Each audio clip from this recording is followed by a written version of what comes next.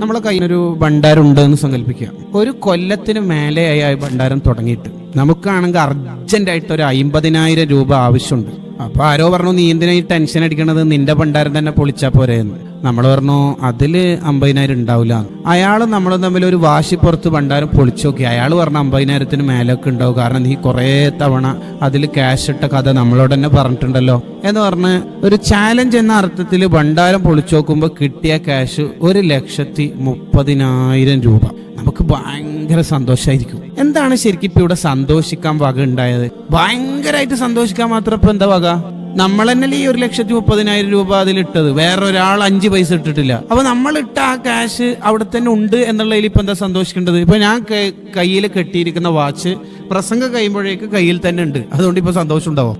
ഞാൻ വെച്ച ക്യാഷ് ഭണ്ഡാരത്തിലുണ്ട്. പിന്നെ എങ്ങനെയാ സന്തോഷിക്കാനുള്ള കാരണം എന്ന് പറഞ്ഞാല് നമ്മൾ അത്ര പ്രതീക്ഷിച്ചിട്ടില്ല എന്നുള്ളതാണ്. അപ്രതീക്ഷിതമായി ഇത്രയും വലിയ സംഖ്യ കിട്ടിയപ്പോൾ സ്വന്തം പണമാണെങ്കിലും നമുക്ക് വലിയ ഹാപ്പി ഉണ്ടാവും.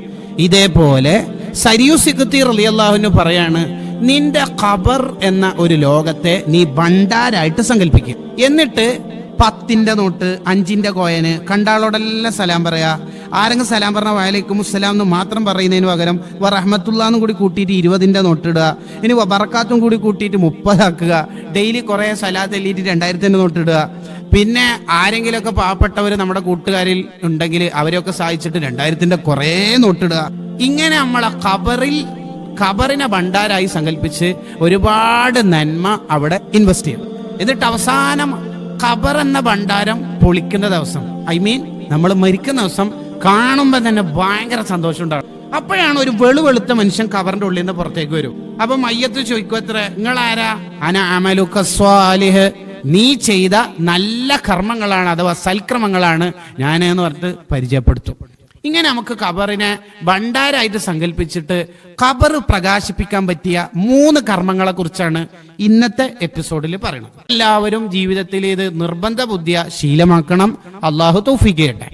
1, എല്ലാ ദിവസവും മഗ്‌രിബിന് ശേഷം, മഗ്‌രിബിന്റെ ഇശാഇന്റെ ശേഷം ആവലാണ് നല്ലത്, ഉറങ്ങണതിന് മുമ്പ് ആയാലും മതി, സൂറത്തുൽ മുൽക്ക് പാരായണം ചെയ്യുക. അഥവാ നമുക്കൊക്കെ അറിയുന്ന പോലെ തബാറക സൂറത്ത് പാരായണം ചെയ്താൽ ഖബർ പ്രകാശിക്കും.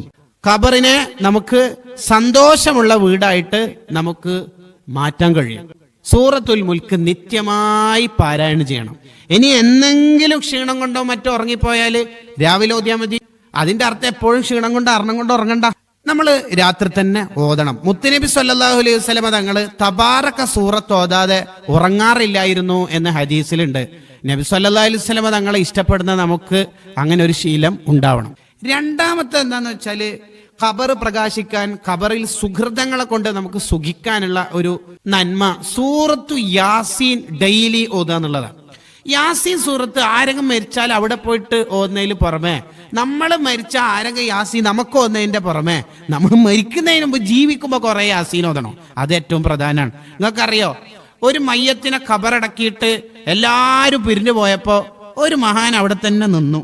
ആ മഹാൻ ഇങ്ങനെ നിൽക്കുന്ന സമയത്തുണ്ട് ഈ ഖബറിന്റെ ഉള്ളിൽ നിന്ന് ഒരു കറുത്ത നായ പോലത്തെ ഒരു ജീവി പുറത്തേക്ക് ഓടുന്നത്. ആ നായ പിടിച്ചിട്ട് ചോദിച്ച്, ഈ എന്താടോ, ഇതാരാണ് സംഭവം? ഞാൻ ഇയാളെ ചെയ്ത തെറ്റുകുറ്റങ്ങളെ എന്നെ ഈ നായന്റെ രൂപത്തിൽ രൂപാന്തരപ്പെടുത്തിയതാണ്. നീ എന്തിനാണ് ഇവിടെ വന്നത്? ഇയാളെ ശല്യപ്പെടുത്താന്, ഇയാളെ ബുദ്ധിമുട്ടിക്കാൻ. പിന്നെന്താ നീ ഖബറിന്റെ ഉള്ളിൽ നിന്ന് പുറത്തേക്ക് ഓടുന്നത്? സത്യത്തിൽ ഇയാളെ ബുദ്ധിമുട്ടിക്കാനാണ് ഞാൻ വന്നതെങ്കിൽ പോലും ഇയാൾ ഡെയിലി രാത്രി യാസീൻ ഓതുന്നതാ. ആ യാസീൻ ഓതുന്ന ആൾ എന്ന നിലയിൽ ഇയാൾക്ക് ഒരു സുന്ദരനായ രൂപം യാസീന്റെ രൂപത്തിലേക്ക് വന്നിട്ട് എന്നെ ഓടിച്ചു, അയാൾക്ക് ഇപ്പൊ സുഖാണ്. സൂറത്തു യാസീന്റെ ബർക്കത്തുണ്ട് നിങ്ങൾക്ക്. സൂറത്തു യാസീന് ആരെങ്കിലും മരിച്ചാൽ മാത്രം ഓതേണ്ട സൂറത്താന്ന് നമ്മൾ വിചാരിച്ചു പോകരുത്. അത് ഓതണം, അത് സുന്നത്താണ്, അത് വലിയ കൂലിയുള്ള കാര്യമാണ്. എന്നാലും നമ്മുടെ ജീവിതത്തിൽ എപ്പോഴും യാസീൻ ഓതണം. ഒരു യാസീൻ ഓതിയാൽ 10 ഖത്മ് തീർത്ത കൂലിയ. 10 ഖത്മ് ഒന്നിച്ച് തീർക്കാൻ നമുക്ക് ഏതായാലും കഴിയൂല. 10 ഖത്മ് തീർത്ത കൂലിയാണ് ഒരു യാസീൻ ഓതിയാൽ. ഡെയിലി ഒന്നിക്കിൽ രാവിലെ സുബഹിക്ക് ശേഷം അല്ലെങ്കിൽ രാത്രി നമുക്ക് ഓതാൻ കഴിയണം. അള്ളാഹു തൗഫീഖ് നൽകുമാറാവട്ടെ. ഖബറിൽ ഏറ്റവും കൂടുതൽ ഉപകാരപ്പെടുന്ന മറ്റൊരു നന്മ എന്താന്ന് വെച്ചാല് സ്വതക്കയാണ്. നമ്മളടുത്ത് എന്തെങ്കിലും ഉണ്ടെങ്കിൽ ബാക്കിയുള്ളവർക്ക് ഷെയർ ചെയ്യണം. ഓൻ്റെ ബർത്ത്ഡേക്ക് എനിക്ക് എന്തെങ്കിലും കിട്ടണം എന്നല്ല നമ്മൾ ചിന്തിക്കേണ്ടത്. നമുക്ക് എന്തെങ്കിലും സന്തോഷമൊക്കെ ഉണ്ടാകുമ്പോൾ മറ്റുള്ളവർക്ക് ഷെയർ ചെയ്യാനുള്ള ഒരു മനസ്സ്, നമ്മളെ കയ്യിലുള്ള വെള്ളം, അയാളുടെ ബസ്സിൻ്റെ പൈസ ഞാൻ എടുക്കാം, എൻ്റെ വീട്ടിൽ നിന്ന് അയാൾക്ക് ഭക്ഷണം കൊടുക്കാം, ഇങ്ങനെയാണ് നമ്മൾ ചിന്തിക്കേണ്ടത്. ഇങ്ങനെ ഈ 3 നന്മകളെ ജീവിതത്തിൽ നെഞ്ചേറ്റിയാൽ ഖബർ നമുക്ക് വെളിച്ചമാകും.